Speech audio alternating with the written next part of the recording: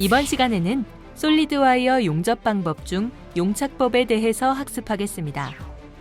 오늘의 학습 내용은 NCS 학습 모듈 솔리드 와이어 용접 작업의 103페이지에서 확인하실 수 있습니다.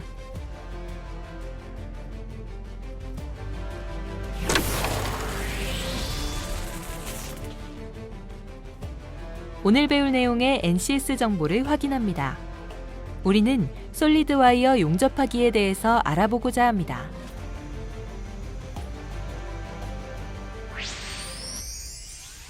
먼저 오늘의 학습 목표를 만나보겠습니다. 이번 학습을 통해 여러분은 용접 시 안전수칙에 준해 작업과 용접 전 점검을 할 수 있으며 금속의 변형이나 잔류 응력을 최소화할 수 있도록 용접의 순서를 결정할 수 있습니다. 그리고 솔리드 와이어 용접에서 용작법의 종류를 알고 용접을 수행할 수 있으며 솔리드 와이어 용접에서의 용접 순서에 따른 용착법과 다층 쌓기법의 특징을 이해하고 직접 용접을 수행할 수 있습니다. 오늘의 주요 학습 내용도 함께 확인해 볼까요? 이번 시간에는 솔리드 와이어 용접하기 중에 용착법에 대해 학습하게 됩니다. 그 중에서도 용착법의 특징과 종류, 각 용착법을 이용한 용접에 대해서 자세히 알아보도록 하겠습니다. 효과적인 학습을 위해 각 금속의 특징과 용접법에 관한 지식도 함께 살펴보세요. 자, 이제 본격적인 학습에 앞서 핵심 용어인 수축력, 중심선, 대칭, 잔류응력과 전진법, 후진법, 비석법, 대칭법, 그리고 다층 쌓기법인 덧살올림법, 캐스케이드법, 전진 블록법을 잘 기억하시고 학습에 집중해 주시기 바랍니다.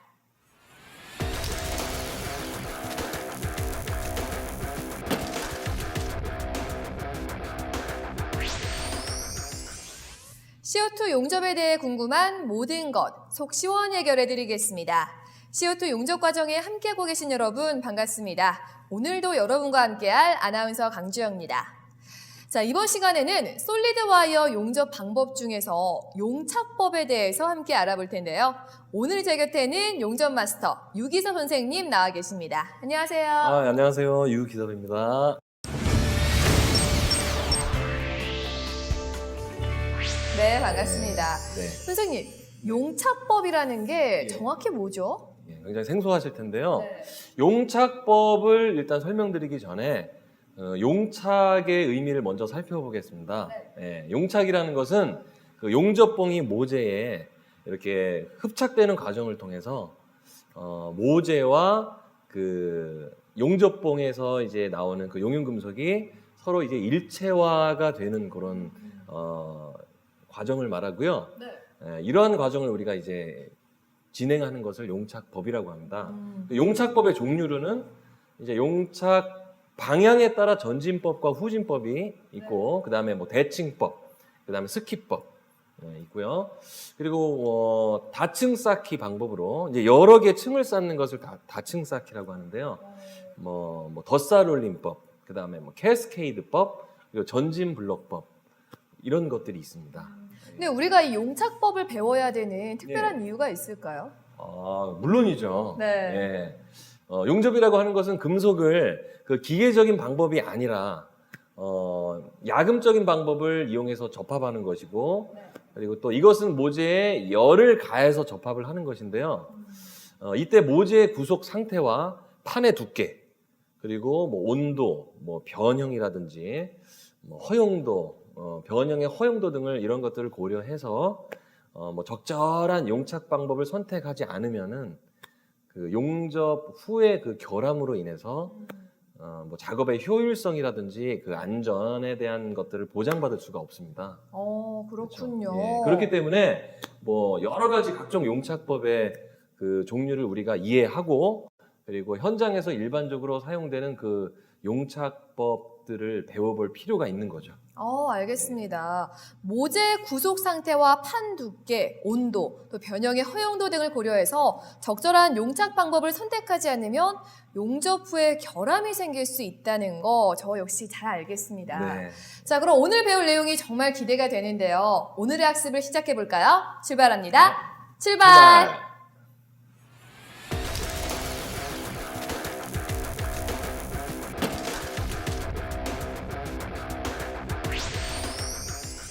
네, 지금부터 용접 작업 준비에 대해서 유기섭 선생님과 함께 알아보도록 하겠습니다. 선생님, 네. 용접 작업 준비를 위해 먼저 해야 할 것은 무엇인가요? 예, 먼저 작업에 필요한 공구와 뭐 모재 그리고 안전 장비를 준비해야겠죠. 아니, 구체적으로 어떤 것들이 필요한지 한번 알려주시겠어요? 예, 제가 직접 준비해 왔는데요. 네. 예, 한번 보실까요? 네네네. 예, 첫 번째로 이제 와이어 브러쉬입니다. 와이어 브러쉬. 네. 이 와이어 브러쉬는 그 모재 표면에 있는 이제 그 이물질을 제거할 때 사용되는 거죠. 매끄럽게 이렇게. 그렇죠. 아. 예, 이렇게 네. 칫솔 같이 생겼습니다. 네네네네. 그죠? 예. 자, 그다음에 보실 것은 이제 플라이어라는 이제 공구입니다. 예, 플라이어는 이제 뜨거운 모재를 이제 손으로 집으면 위험하잖아요. 그렇죠. 예, 절대 손으로 잡으시면 안 되고 이 플라이어를 이용해서 잡아주시면 되겠습니다. 뜨거운 걸 잡을 때. 그렇죠. 예. 자, 그 다음에 보실 것은 이제 노즐 클리너가 있습니다. 네. 예, 노즐 클리너. 예, 아까 이제 노즐 그 CO2 토치를 설명해 드릴 때 네네네. 노즐을 보여드렸는데 네. 용접을 하시다 보면은 스패터가 많이 이제 부착이 돼서 스펙터가. 예, 용접을 하시다 보면은 이물질 이렇게 같은 그렇죠. 이물질. 불똥이 튀는데 네네네. 그게 이제 노즐을 이제 막아버립니다. 아. 노즐을 끼면 그래서 이 노즐 클리너를 깨끗이 잘 발라 주셔서 이제 그거를 스패터의 부착을 방지해 주셔야 되는 것이고요. 네. 예. 그 다음에 필요하실 게 이제 뭐 니퍼.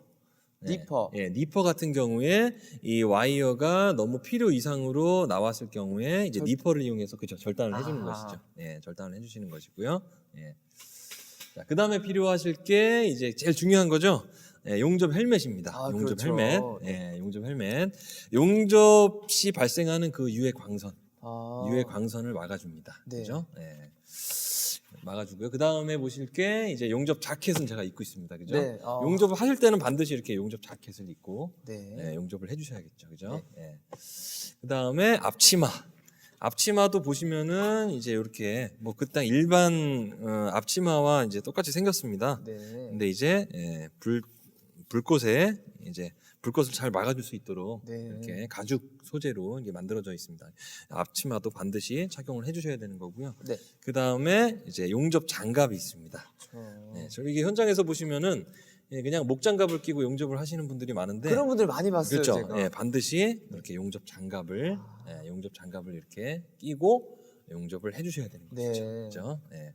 그 다음에 이제 안전화는 제가 이제 신고 있는데요. 예, 안전화는 이제 딱 규정된 안전화를 딱 신고 작업을 해주셔야 되는 것이고요. 예.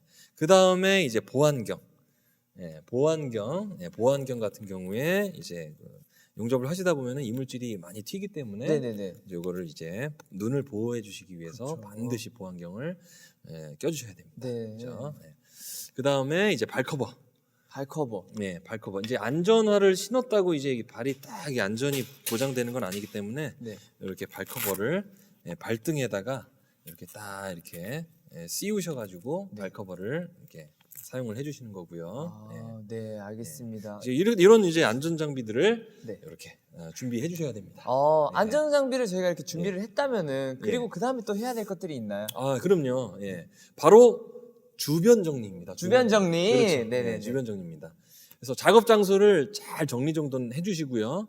그리고 그 화재를 예방하기 위해서 소화기가 비치되어 있는지 꼭 확인하셔야 됩니다. 네, 소화기. 불이 날 수 있으니까. 그렇죠. 용접 작업을 하실 때는 반드시 소화기를 비치하고 네. 작업을 하시고 소화기가 어디 있는지 꼭 확인해 주셔야 됩니다. 네. 예.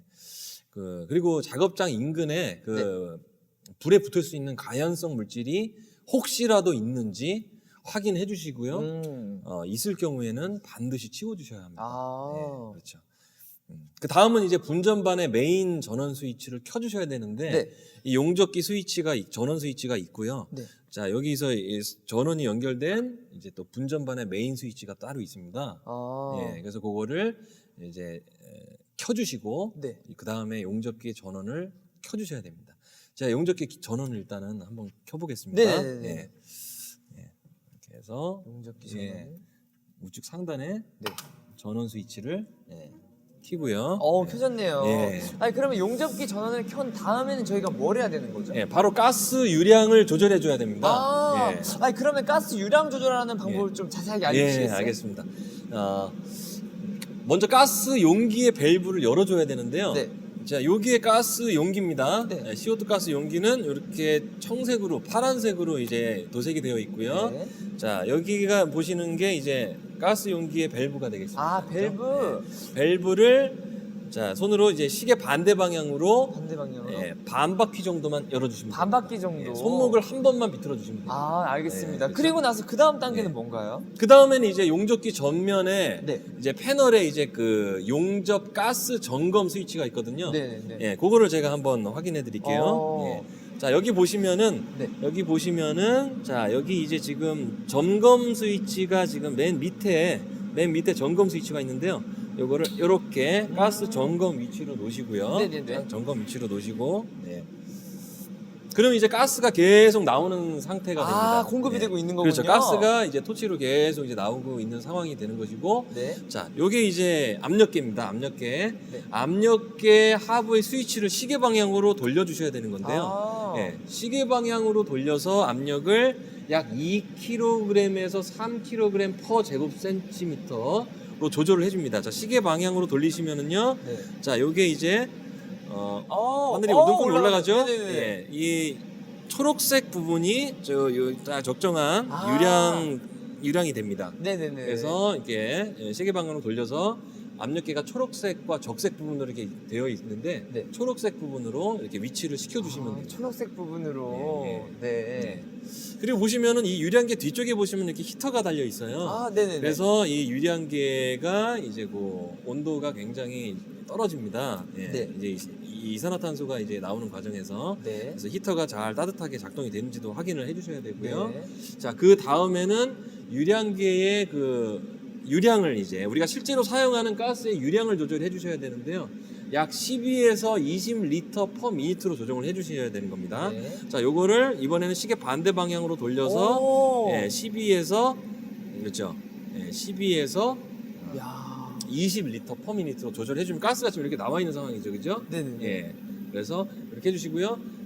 유량을 맞춰 주신 다음에는 이제 가스 점검 스위치를 네. 이제 용접으로 다시 맞춰 주셔야 됩니다. 아, 용접으로 맞추고. 예, 이 상태에서는 지금 가스가 지금 계속 지금 나오고 있는 상태이기 때문에 네. 제가 그거를 용접 위치로 다시 딱 놓겠습니다. 네. 예. 알겠습니다. 그래서 보시면은 가스가 이제 이렇게 용접 기능으로 했는데도 구슬이 올라간 상태가 된다면은 네. 그거는 어딘가에서 지금 가스가 지금 누출이 되고 새고 있는 새고 거네요. 있다는 얘기입니다. 아. 그렇죠. 예, 네네네. 그래서 가스 유량 점검 네. 그 구슬도 잘 보시고요. 네. 바람의 상태에 따라서 이 유량은 또 다르게 조정을 해주셔야 됩니다. 아, 네. 아니, 바람의 상태에 따라 조정을 해달라고 했는데 네. 구체적으로 무슨 말씀이신가요? 그러니까 그게? 바람이 네. 없는 그 실내에서 옥내에서는요 네. 10에서 15리터 퍼 미니트 그렇죠. 그다음에 바람이 많이 부는 옥외에서는요 20에서 25리터 퍼 미니트 정도 사용을 해주시면 됩니다. 네. 예, 그렇죠. 예. 풍속이 약 2m per sec 이상일 때에는 방풍막을 설치를 해주셔야 됩니다. 아, 그죠. 방풍막. 바람이 너무 많이 불기 그렇죠. 때문에. 예, 방풍막을 설치를 해주셔야지 용접이 잘 됩니다. 네, 예, 알겠습니다. 그렇죠. 예. 이거 말고도 혹시 또 주의해야 될 사항이 또 있나요, 저희가? 예. 그렇다고 이제 유량을 너무 높여서 사용할 경우에는요, 네. 그 아크가 불안정해집니다. 아크가. 네, 어떤 아크라는 거죠? 것은 이제 쉽게 말씀드리면은 뭐 용접을 하실 때 번쩍번쩍 이제 불꽃이 아, 일어나잖아요. 네네, 알아요. 네, 네. 그래서 그거는 이제 우리가 아. 네, 이제 아크가 안정적으로 나와야 되는데 네. 불안정하게 나와서 이제 결함 발생이 생길 수 있다는 것을 꼭 주의하셔야 돼요. 네, 알겠습니다. 예. 주의해야겠네요. 예. 선생님, 이번에는 저희가 무엇을 하면 되나요? 예, 유량 조절을 했으면 네. 이어서 전류와 전압을 좀 조정해 줘야 됩니다. 크레이터 처리 기능을 사용하는 경우하고 네. 크레이터 처리 기능을 사용하지 않을 경우가 있는데요. 이때는 그 전압 및 전류 조정이 달라질 수 있습니다. 예. 그래서 크레이터 처리 기능을 사용하지 않을 경우에 그 전압과 전류 조정부터 살펴보도록 하겠습니다. 네, 알겠습니다. 예. 그래서 보시면은 여기 토치가 있는데요. 네. 예, 여기 토치가 있는데, 예. 토치의 스위치를 누르면 아크가 발생하고, 네. 예. 토치 스위치에서 손을 떼면은요, 아크가 꺼지는데요. 그렇죠. 예. 크리에이터 처리 기능을 사용하지 않을 때는요. 네. 용접기 패널에 그 크리에이터 처리 선택 스위치를 그 자기 유지 또는 무 또는 그림으로만 나타나는 경우가 있는데요. 그림으로만 나타난 경우에는 이렇게 네모 모양, 네모 모양이 크리에이터를 사용하지 않는 경우입니다. 네. 그래서 이 경우는 이제 스위치를 누르는 경우에만 아크가 발생을 합니다. 네. 예. 이때 용접기 본체 패널의 크리에이터 전류와 전압은 조정이 되질 않습니다. 용접기의 전류 전압을 돌려도 이게 조절이 되지 않는다는 얘기죠. 아. 이때는 그 와이어 송급 장치에 원격 조정기에 있는 전류 전압을 이제 스위치를 돌려서 이제 조절을 하는 것입니다. 네. 예. 주로 짧은 용접을 하실 때 네. 이제 사용이 되는 것이죠. 예. 아. 이렇게 해서 와이어 송급 장치의 원격 조정기의 전류를 140에서 180, 그죠? 140에서 180 네. 전류를 140에서 180. 그리고 전압을 21에서 23V로 조정을 합니다. 21에서 23V로 조정을 합니다. 예. 다음은 크리에이터 처리 기능을 이용한 전류 전압 조정에 대해서 살펴보도록 하겠습니다. 네. 예. 용접 토치의 스위치를 당기면 네. 누르면은요 크리에이터 전류 전압이 발생하면서 토치의 스위치를 떼면은요 네. 원격 조정기에서 설정한 전류와 전압이 발생된다는 것인데 아. 용접기 본체 패널에 크리에이터 전류를 100에서 140 암페어 정도, 그 다음에 전압은 19에서 21V 정도로 이제 조정을 해보는데요. 네. 용접기 본체 패널에 용접기를 말하는 것이죠, 그죠? 네. 크리에이터 전류 전압 노브는 패널상에 그 크리에이터 처리 기능을 U로 설정한 경우에만 조정이 되는 것이죠. 아. 그 자기 유지, 즉 크리에이터 무 기능 설정 시에는 그 원격 조정기상의 노브를 이용하여 전류와 전압을 조정합니다. 아.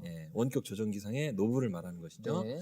원격 조정기상의 전류 전압기는 크리에이터 기능 사용 시 본 용접 전류와 전압을 조정하게 됩니다. 네. 와이어 송급 장치의 원격 조정기의 전류는 140에서 180A, 전압은 21에서 23V로 조정을 합니다. 아, 네, 선생님 설명 대단히 잘 들었습니다. 네. 지금까지 용접 작업 준비에 대해 자세히 알아보았습니다.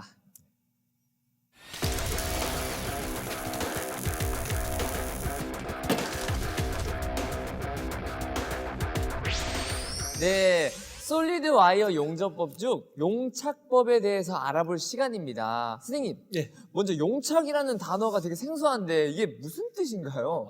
용착이라는 말은요. 네, 용접열에 의해서 네. 용접 와이어가 용융이 되고요. 네. 녹는다는 말이죠. 아, 네. 그래서 용융돼서 고체가 된 금속을 말합니다. 아니 그러면 지금부터 용착법에 구체적으로 어떤 것들이 있는지 자세히 소개 한번 부탁드리겠습니다. 먼저 비드 놓는 순서에 의한 용착법이 있는데요. 네. 첫 번째는 전진법입니다. 전진법이요? 예. 전진법이면 그냥 뭐 앞으로 그냥 가는 건가요? 전진법은 제가 토치를 들고 간단하게 설명을 해드린다면은, 자, 전진법은 이 방향으로 나가는 것이죠. 그냥 말 그대로 그냥 앞으로 그냥. 그렇죠. 아. 전진법은 잔류 응력은 용접 이별과 용접 속도, 용접 층수와 관련이 있는데요.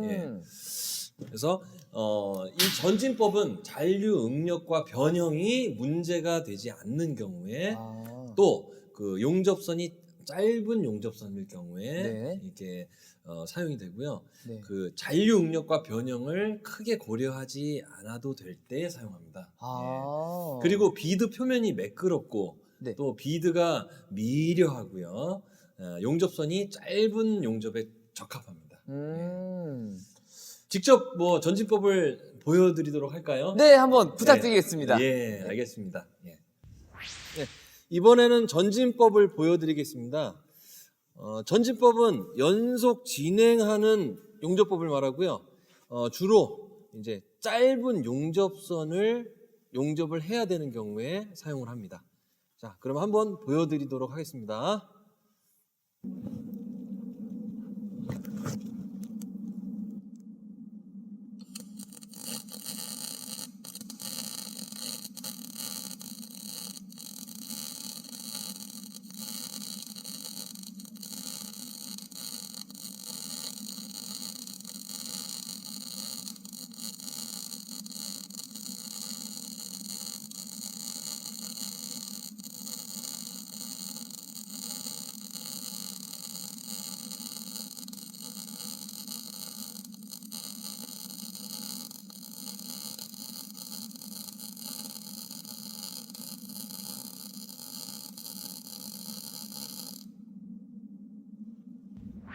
네, 전진법에 대해서 알려주셨는데 그러면 전진법 다음 혹시 후진법? 아, 예, 맞습니다.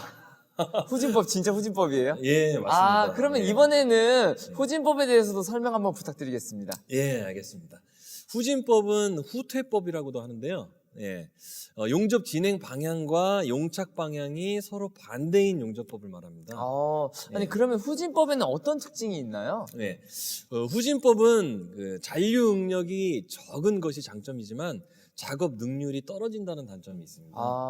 예, 그리고 그 아크 쏠림의 방지 효과가 있고요. 예, 비드가 비교적 거칠고 두꺼운 판재의 용접에 사용이 됩니다. 그럼 이번에도 네. 후진법에 대해서 직접 한번 보여주시겠습니까? 아, 예, 그럼 후진법도 보여드리겠습니다. 네. 네, 이번에는 후진법을 한번 보여드리겠습니다. 후진법은 이제 후판 용접에 사용이 많이 됩니다. 예, 한번 보여드리도록 하겠습니다.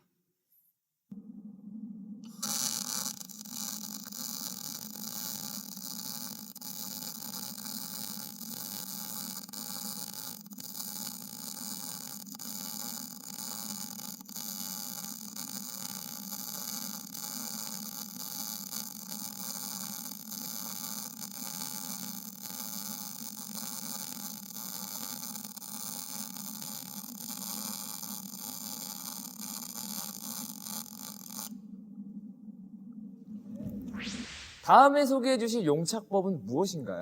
네, 이번에는 대칭법에 대해서 배우실 건데요. 어. 이음의 중앙에서 대칭으로 용접하는 방법입니다. 예, 이것은 변형 및 잔류 응력이 대칭으로 발생하고요. 이음 끝부분에 그 수축이나 잔류 응력이 그 감소한다는 특징이 있습니다. 예. 그러면은 대칭법은 어떻게 하는 건지 직접 시범을 좀 부탁드릴게요. 예, 그럼 이번에는 대칭법도 한번 보여드리도록 하겠습니다. 네. 네, 이번에는 대칭법입니다. 대칭법은 말 그대로 중앙에서 대칭으로 용접을 하는 것인데요. 자, 한번 해보겠습니다. 예.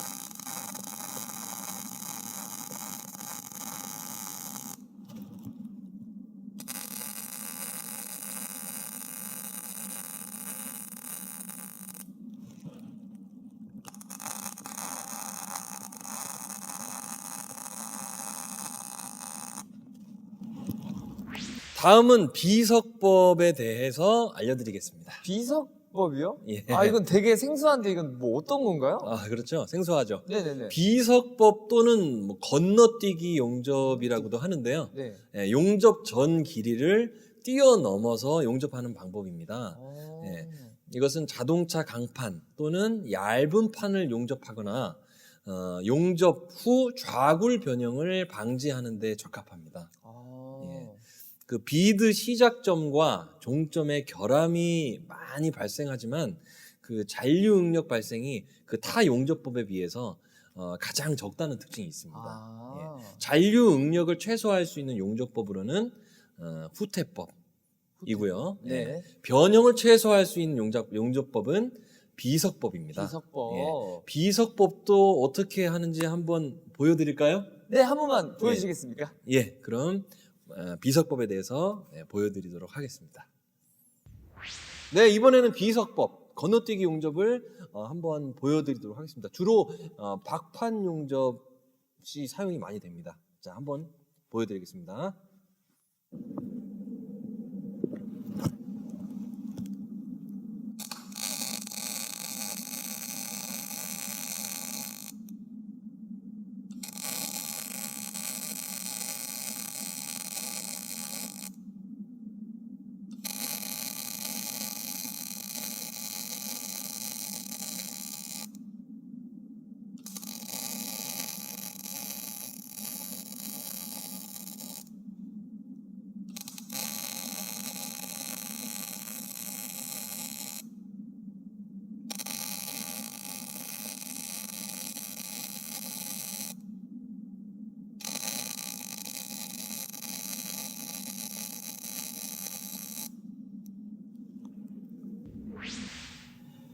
네, 지금까지 솔리드 와이어 용접법 중 진행 방향에 의한 용착법에 대해 알아보았습니다. 용접 작업을 마친 후 정리정돈하는 방법에 대해 알아보겠습니다. 먼저 용기의 밸브를 잠그고 용접기의 점검 용접 전환 스위치를 점검으로 조절하여 사용하던 토치 호스 내의 잔여가스를 제거합니다. 용접기의 전원을 차단시킨 후 벽에 있는 메인 스위치의 전원을 차단하며 전체 배전반의 전원을 차단합니다. 참고로 전원을 넣는 경우는 역순으로 진행합니다. 사용하던 공구와 토치 케이블 등을 정리하며 실습장 주위도 깨끗이 정리합니다.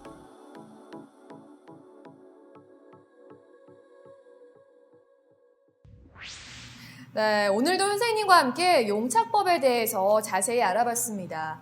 선생님, 예. 제가 봤을 때 예. 선생님은 현장에 계실 때 가장 빛나는 것 같아요. 아, 그런가요? 네.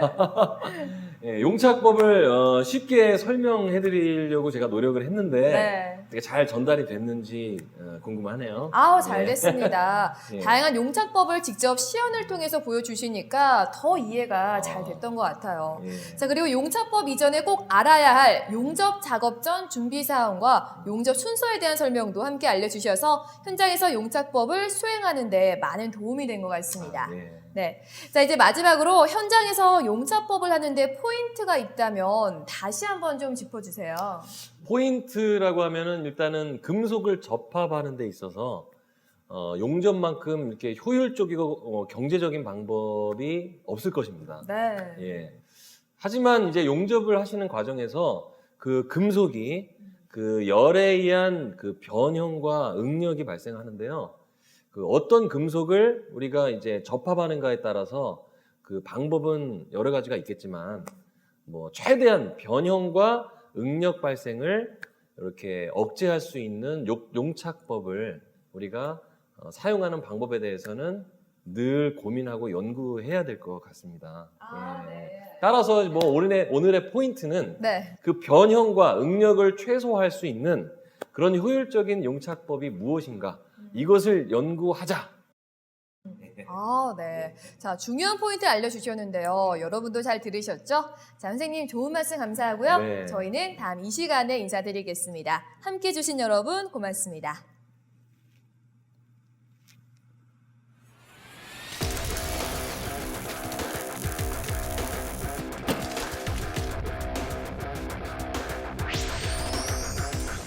오늘 배운 내용을 정리해 보겠습니다. CO2 용접 작업 전 반드시 안전수칙에 규정된 보호구 및 안전장구를 착용하며 작업 전 용접기 안전점검은 반드시 전원을 차단시킨 후 점검하고 장비 상태 점검표를 작성하여 체계적인 장비 관리를 해야 합니다. 전기 배선의 접속 상태와 가스 용기의 누설 여부 점검은 수시로 실시하며 위험인자 발견 시 즉각 작업 중단 후 조치를 취해야 합니다. 비드를 쌓는 순서에 의한 용착법에는 전진법과 후진법, 대칭법, 비석법 등이 있으며 이는 변형과 잔류응력 등을 고려하여 선정하게 됩니다. 다층 용착법에는 빌드업법과 캐스케이드법, 전진블록법 등이 있으며 용접 시 모재의 구속 상태와 판 두께, 온도 등 각종 용접 시 조건을 고려하여 시행하며 역시 변형과 잔류응력 등의 결함 발생을 최소화할 수 있도록 합니다.